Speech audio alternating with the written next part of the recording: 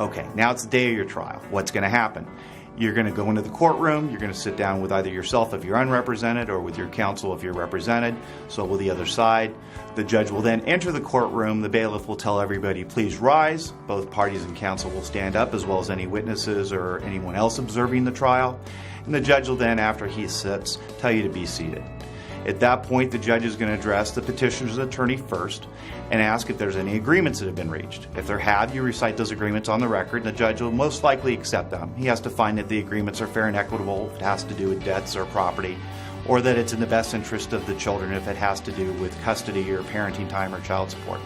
But it's very rare the judge doesn't accept the party's agreement. As to the remaining issues that are contested, the court's going to turn to the petitioner and tell them to proceed. They're going to present their witness, put them on the stand, subject to cross-examination from the respondent after they're done questioning that witness. And then the petitioner will have a chance to do a rebuttal questions of the witness. So they'll ask the questions, the other side gets to cross-examine, then they'll come back and ask their third round of questions, if you will. That lawyer will continue to do that until their case is closed, and they'll announce their case is closed.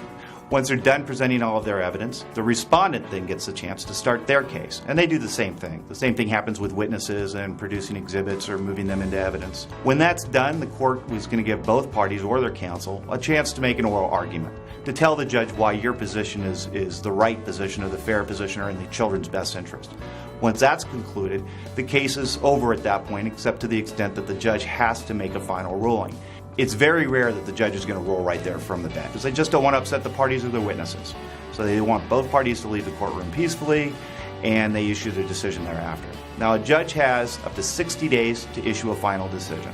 Now, if that's simply a minute entry, meaning it's not signed by the judge, you're still not divorced yet. Your lawyers have to draft up a form of decree that mirrors the rulings that the judge made, and then the judge has to sign that decree. Sometimes judges do sign their minute entries, in which case that is a final order and your divorce has been finalized.